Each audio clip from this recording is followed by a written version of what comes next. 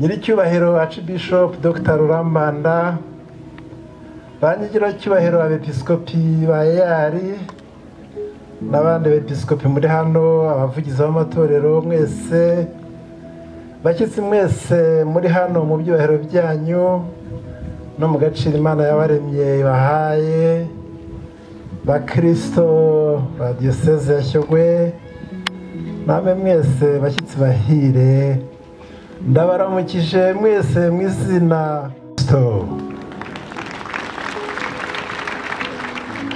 Mbere na mbere ndabanza gushima Imana yandinze muri iyi myaka 30 maze nyobora diocese ya Shyogwe, no muri iyi myaka 27 nayo tumaze turi umwepiskopi. Muyimpera amashyi kuko yarandinze rwose. Ndayishimira kandi ko yansezeranije ko ibyo nzakora byose zabiha umugisha, ibyo nzahegera gukora nubaka ubwami bw'Imana muri diocese mu Rwanda no mu isi yose izabinshoza ndetse ikarenzaho. Mana warakoze cyane, haleluya. Warakoze kubyo wankoresheje muri diocese yacu, icyubahiro n'ikibi cy'Imana. Simvuga byinshi, benshi babivuze kandi murabizi. Ibyo nakongeraho ni ugushima. Ndashimira abayobozi b'igihugu cyacu, uhereye kuri nyakubahwa Perezida wa Repubulika n'abayobozi bose bamufasha, ba meya mwambere y'igiciro dukorana, nyakubahwa gavana mwambere y'igiciro rwose, nibabaha amashyi kuko murayakwiriye. Imana ibaha umugisha mu byo mukora kandi Imana ijye ibagirira neza.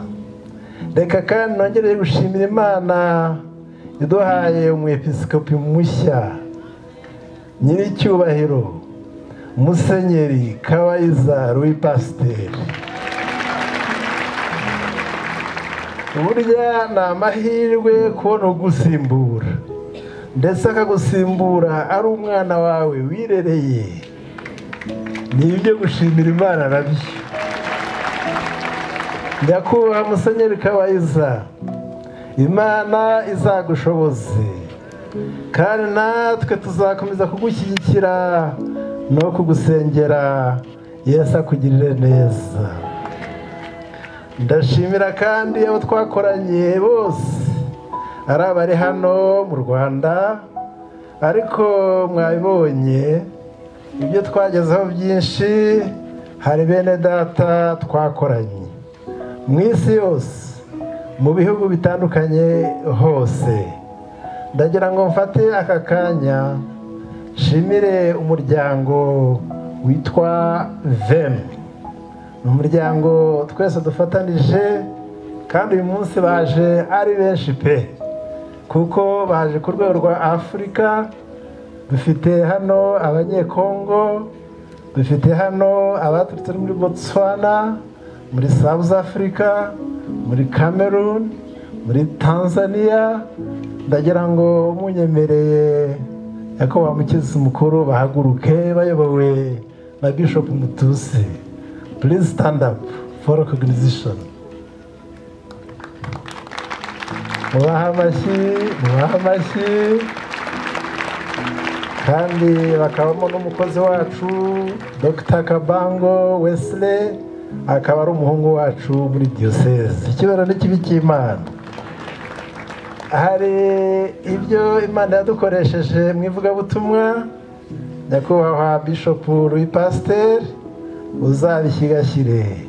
Ubwo twatangiye paruwasi ari 13, ubu paruwasi zigeze kuri 46. Kandi abakristo barasobanukiwe neza, bazi gukizwa icyo ari cyo, bazi kugira ubuzima bwuzuye busendereye icyo bivuze ku buzima bwabo. Byaradushimishije kubona abantu mu byiciro bitandukanye bava ibuzimu bakajya ibuntu, maze mu byiciro byose tukabona bari ibyavu ubu bicaranye n'ibikomangoma. Mana wagize neza, icyubahiro n'ikibi cyawe mu ijuru no mu isi. Twarashimye Imana, insengero nziza cyane zubatswe mu turere twose dukorana, ziha agaciro Imana n'itorero ryacu, ndetse iyo Imana izibonye irishima igatwengatwenga. Ndashimira abacidikoni twakoranye, ndashimira abapasitoro, ndashimira staff yose ya diyoseze n'abakristo bashyogwe bose kubw'ubwitange bwabo muri iyo mirimo yose. Umuhati wanyu si ubusa ku mwami, nimubashimire bose. Nyakubahwa umushyitsi mukuru, kwigisha kuva natangira diyoseze nta yindi ntego, kuko nzi akamaro ko kwigisha. Intego nashyize imbere usibye iyo kwigisha nta yindi. Naravuze ngo umwe mu nshuti yanjye yambajije imishinga 3 nshyize imbere mu mutima wanjye numva mfite. Iyo mishinga 3 narayimubwiye. Namubwiye ntuwa mbere ni education, uwa kabiri ni uwuhe education, uwa gatatu ni uwuhe education. Kwigisha niyo mpano nabonye ikomeye. Waho umwana w'umuntu akaba yubakitse koko. Diyoseze ya Shyogwe yari ifite abapasiteri 3 bonyine bafite bachelor. Ubu ngubu mvuyemo dufite abapasiteri barenga 40 bafite bachelor degrees. Dufite abapasiteri 4 bafite doctora PhD, abandi 2 barimo kuzikorera. Uko kandi ko bagiye bafata imyanya myiza mu gihugu cyacu ndetse no mu mahanga. Umwe twabivuze, Dr. Kabango yaduhesheje agaciro rwose. Twaragushimiye nyakubahwa Wezire, wakoze ibitangaza. Imana iguhe umugisha. Twigishije teologiya, ariko twigishije no mu zindi filiyeri. Kuba tuzi ko itorero rikeneye abagoronome, itorero rikeneye abantu bize development neza, itorero rikeneye abakontabure, itorero rikeneye abamanaja. Iyo turebye rero barimo barabyibushye kandi bifashe neza. Diyoseze ya Shyogwe ifite amashuri ubu ngubu 33, arimo n'ayigenga, ariko cyane cyane dushimishwa n'imbaraga twashyize mu mashuri y'imyuga, ndetse tukaba tugeze ku cyiciro cya kaminuza. Hari umuryango dukorana w'Abadage witwa Pain pour le monde, Bread for the world. Abayihagarariye bari hano, turabakiriye kandi turabashimira, kuko iyo mutanze mutanga akayabo. Imana ibahe umugisha. Twemeza ko uwize neza umwuga, nyakubahwa umushyitsi mukuru, ashobora kwitunga akagirira igihugu n'umuryango w'akamaro, itorero ndetse n'igihugu. Ni muri uwo murongo dusize umushinga wo gutangiza amashami menshi ya kaminuza, ariyo Bishop Kabayizuranyu hanika ikomeze ibe kaminuza ikomeye. Aha kuri Siyoni dufite umushinga wo kwakira kaminuza. Uwo mushinga ntuzawureke. I Kigali aho dufatanije n'akarere ka Nyarugenge hakomeze habe kaminuza tuhabone. Amos ntabyumve nabi.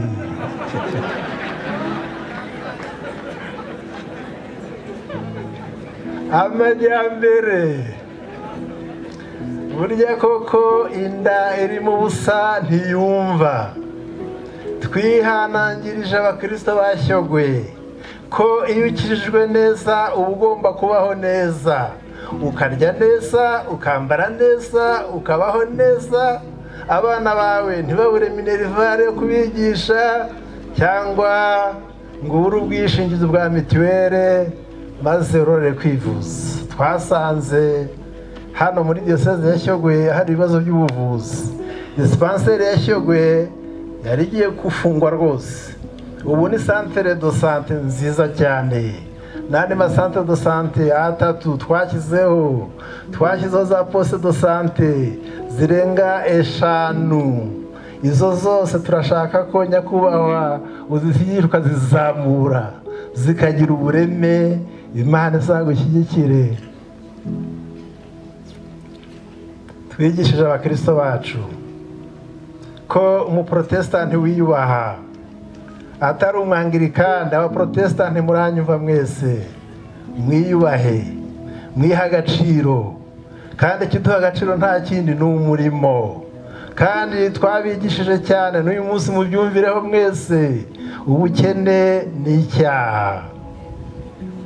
turwanye ubukene nk'abarwanya icyaha.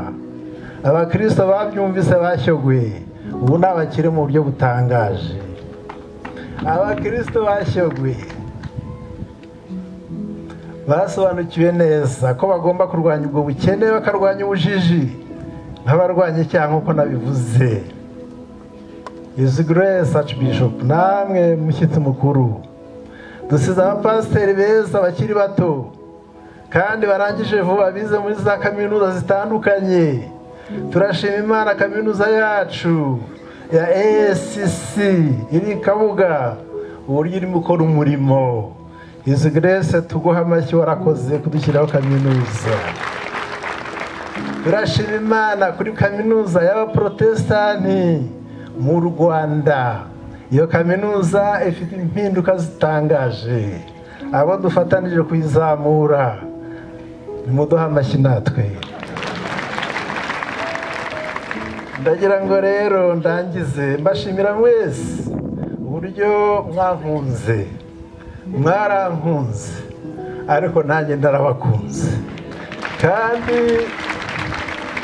nzahora mbakunda, mparanira kurwanya Satani no kubaka ubwami bw'Imana aho nzaba ndi hose.